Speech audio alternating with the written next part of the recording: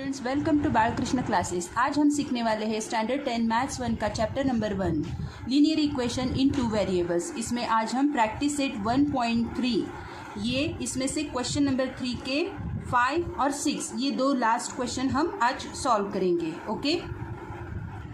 Okay students, तो यहाँ देखिए हमें क्वेश्चन नंबर 5 बताया है 4m + 6n = 54, 3m + 2n = 28।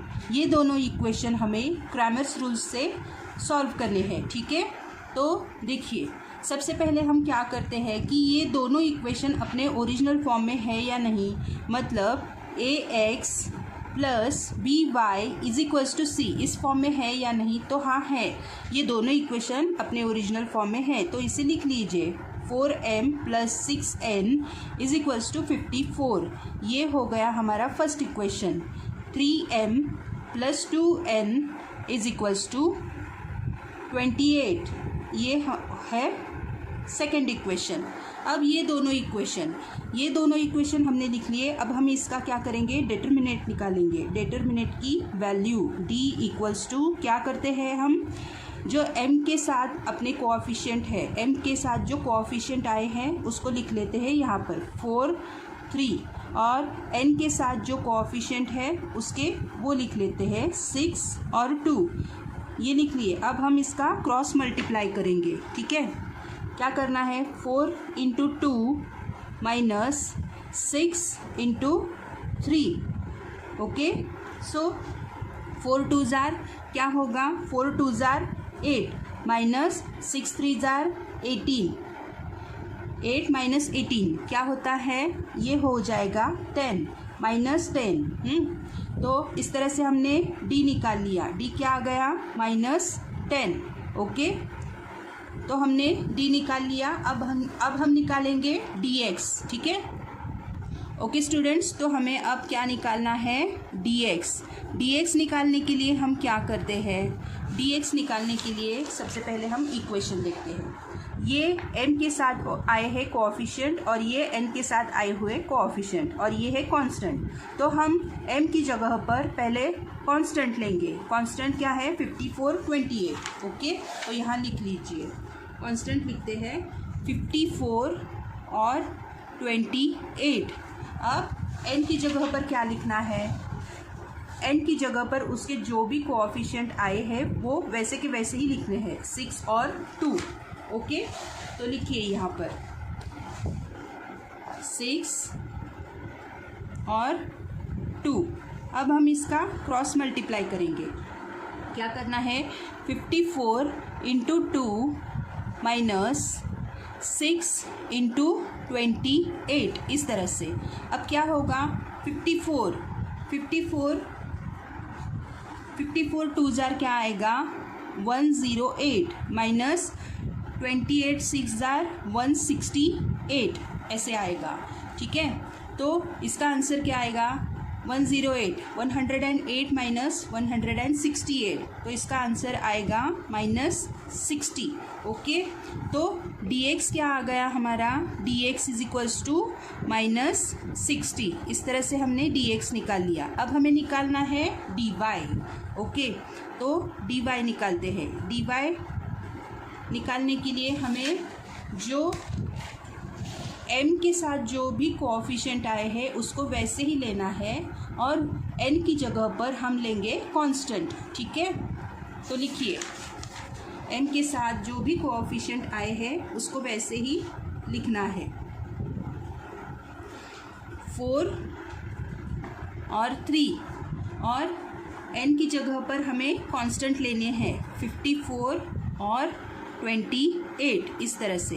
अब फिर से इसका क्रॉस मल्टीप्लाई करना है, 4 × 28 - 54 × 3 इस तरह से, इक्वल्स टू 28 4 जार क्या आएगा, 112 - 54 3 जार 162 इस तरह से। अब क्या होगा, 112 - 162 -50 ऐसे हो जाएगा। तो ये हमने क्या निकाला, dy क्या निकाला है, -50। इस तरह से हमने d निकाला, dx निकाला और dy ये सारे वैल्यूज़ हमने निकाल लिए। अब हमें क्या करना है, x और y की वैल्यू निकालनी है बाय क्रैमर्स मेथड। ठीक है, तो लिखिए by Cramer's method, Cramer's rule बोलिए, मेथड बोलिए, कुछ भी बोलिए। Okay, Cramer's rule. तो इसके हिसाब से हमें x की वैल्यू निकालनी है। तो x की वैल्यू निकालने के लिए क्या करना होगा, x equals to dx upon d ऐसे लेना होगा। तो हमारा dx क्या आया है, -60 और d क्या आया था, d आया था -10। इन दोनों को हमें लेना है। तो लीजिए dx upon d is equals to -60 upon -10, इस तरह से। तो ये दोनों डिवाइड होंगे। तो सबसे पहले ये माइनस माइनस कट जाएंगे, 10 1 ज़ा 10, 10 6 ज़ा 60 इज इक्वल्स टू 6। ठीक है, तो हमारा d क्या आ गया, x क्या आ गया, x इज इक्वल्स टू 6। इस तरह से हमने x की वैल्यू निकाली। अब हमें निकालनी है y की वैल्यू। y की वैल्यू निकालने के लिए हमें क्या करना होगा, y equals to dy upon d ऐसे लेना है। ठीक है, dy क्या आया था हमारा -50 और d लेना है -10। ओके, तो ये सारे डिवाइड हो जाएंगे। पहले तो माइनस माइनस कट जाते हैं और 10 5 ज़ा 50। ठीक है, तो y क्या आ गया, y की वैल्यू आ गई 5। इस तरह से हमने इस इक्वेशन का सॉल्यूशन निकाल लिया। x, y is equals to 6, 5 is the solution. इस तरह से हमने इस इक्वेशन का सॉल्यूशन निकाल लिया। अब हम बढ़ते हैं अगले क्वेश्चन की ओर। ओके स्टूडेंट्स, तो यहाँ देखिए, अब हमारा 6th क्वेश्चन चल रहा है। 2x + 3y is equals to 2, x - y upon 2 is equals to 1/2, इस तरह से। ठीक है, इस इक्वेशन को हमें सॉल्व करना है बाय क्रैमर्स रूल। तो सबसे पहले हम क्या देखते हैं, ये दोनों इक्वेशन अपने ओरिजिनल फॉर्म में है या नहीं, मतलब ax + by is equals to c। तो ये दोनों इक्वेशन अपने ओरिजिनल फॉर्म में है, तो हम इसे लिख लेते हैं 2x + 3y is equals to 2, ये है फर्स्ट इक्वेशन। और x - y upon 2 is equals to 1/2, ये है सेकेंड इक्वेशन। अब आगे हमें क्या करना है, आगे हमें d की वैल्यू निकालनी है, मतलब डिटर्मिनेंट की वैल्यू निकालनी है। d इक्वल्स टू क्या करना पड़ेगा, x के साथ जो कोएफिशिएंट है उसको वैसे ही लो, 2 और यहाँ 1 है 1, और y के साथ जो भी कोएफिशिएंट आए हैं उसको वैसे ही लेना है। ठीक है, y के साथ 3 और 1/2। ठीक है, यहाँ पे देखिए y/2 मतलब क्या है, y/2 इसका मतलब है यहाँ पे 1 होता है। ठीक है, y × 1/2 ऐसे इसका मतलब होता है। तो y का जो कोएफिशिएंट बताया है हमने 1/2 ले लिया। ओके, अब इसका हम क्रॉस मल्टीप्लाई करेंगे। ठीक है, क्रॉस मल्टीप्लाई करना है इसका, 2 × ये माइनस है, यहाँ पे माइनस है। ओके, 2 × -1/2 -3 × 1 ऐसे आ जाएगा। ठीक है, अब आगे देखिए क्या है, तो ये क्या होगा, ये तो यहाँ ये डिवाइड में है तो ये 2 कट जाते हैं, 2 1 ज़ा 2 और 2 1 ज़ा 2, ये 2 कट जाते हैं। तो क्या रह जाता है, -1 -3 1 ज़ा 3। ओके, तो -1 और -3 क्या हो जाएगा, -1 -3 हो जाएगा 5/2 -5/2। ये कैसे आ गया, तो यहाँ देखिए, ये जो था -1 और -3। ओके स्टूडेंट्स, तो यहाँ थोड़ा ये गलत आ गया है आंसर, ये गलत है। इसका क्या होगा, -1 -3, ये माइनस माइनस प्लस हो जाएंगे, क्या होगा इसका आंसर, -4। ठीक है, थोड़ा यहाँ पे गलत हो गया था, करेक्शन कीजिए। सो d इक्वल्स टू क्या आ गया, -4। अब हम निकालेंगे dx। dx is equals to क्या करना है, हमें dx की वैल्यू निकालनी है। dx इज इक्वल्स टू, सबसे पहले हम x के साथ जो कोएफिशिएंट आए हैं उसे यहाँ पे नहीं लेना है, तो हम क्या लेंगे, x की जगह पर ये कांस्टेंट लेंगे। ठीक है, तो कांस्टेंट लिखिए। कांस्टेंट क्या है, 2 और 1/2। अब y की जगह पर उसके जो भी कोएफिशिएंट है वो वैसे के वैसे ही लेने हैं। ठीक है, तो लीजिए यहाँ पर 3 और 1/2। ये 1/2 कैसे आया, ये मैंने यहाँ पे दिखाया है। ओके, सो अब हम करेंगे इसका क्रॉस मल्टीप्लिकेशन। तो इसका क्रॉस मल्टीप्लाई करना है, 2, ये यहाँ पे माइनस है, 2 इंटू -1/2 -3 इंटू 1/2, इस तरह से आएगा। ठीक है, तो आगे बढ़ते हैं। ओके स्टूडेंट, तो यहाँ देखिए ये 2 1 जा 2 और ये 2 1 जा 2, ये दोनों 2 कट गए, तो क्या रह गया, -1 और -3 इंटू 1/2। इसका भी हम मल्टीप्लाई कर लेते हैं, तो क्या होगा, dx is equals to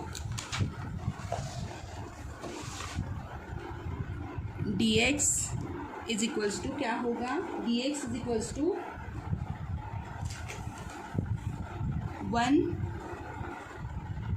-1, okay, -1 into -1 और -3/2, ऐसे -1 और -3/2। ये कैसे आ गया, यहाँ देखिए ये 2 तो कैंसिल हो गए, बचा हुआ -1, और ये जो है 3 1 जा 3 और 2 -3/2। इस तरह से इसका ये आंसर आ गया, ये आंसर।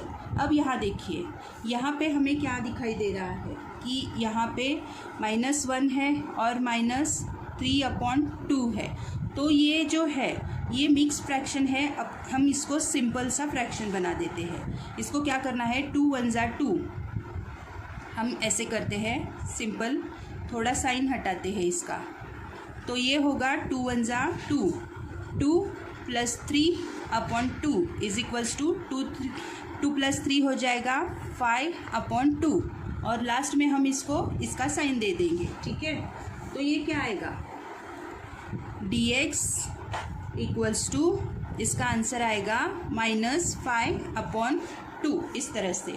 ठीक है, समझ में आया आपको, ये है -1 -3/2, इसको हमने सिंपल सा फ्रैक्शन बना लिया। अब dx हमारा ये आ गया -5/2। अब हम निकालेंगे dy इक्वल्स टू, dy निकालने के लिए क्या करना है हमें, यहाँ देखिए ये जो x के कोएफिशिएंट है उसको वैसे के वैसे लिखने हैं और y की जगह पर हमें कांस्टेंट लेने हैं।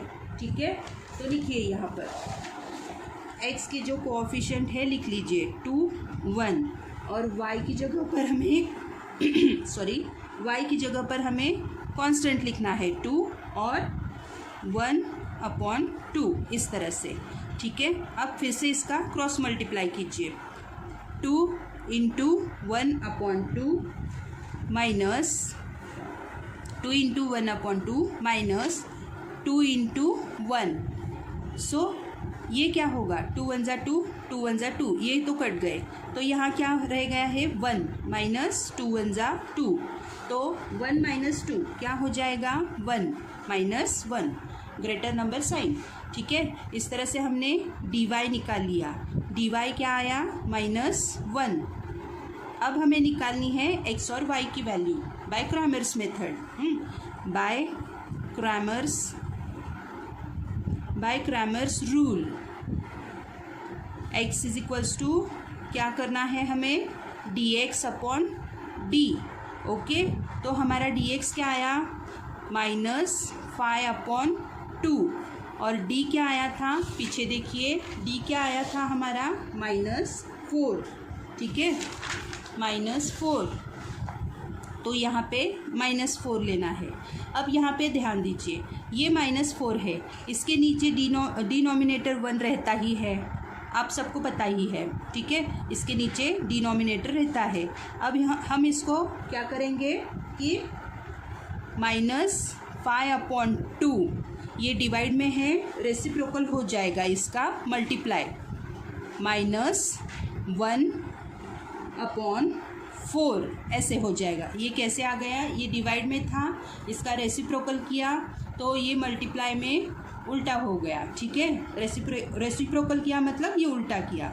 अब यहाँ पे देखिए क्या करना है हमें कि equals to x equals to क्या आएगा, ये 5 1 ज़ा 5 और 4 2 ज़ा 8, ठीक है। और ये माइनस का साइन, -5/8 इस तरह से आया।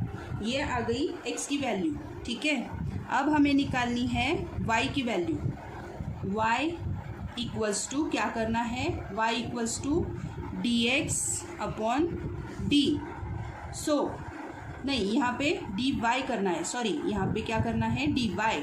तो हमारा dy क्या आया था, dy -1, dy क्या है -1 और d क्या है -4, d आया था -4।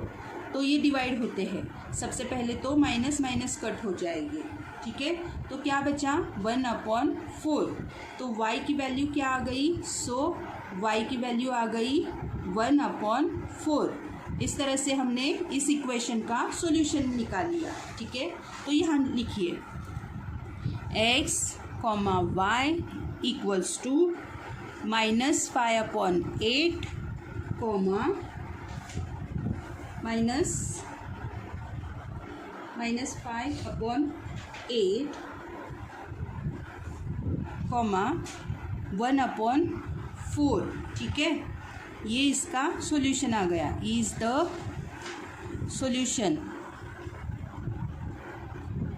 तो इस तरह से हमने क्रैमर्स रूल से सारे इक्वेशन सॉल्व किए। तो मिलते हैं अगले वीडियो में। अगर मेरा वीडियो आपको अच्छा लगा है तो लाइक शेयर सब्सक्राइब ज़रूर कीजिए और कमेंट करना ना भूलिए। Thank you.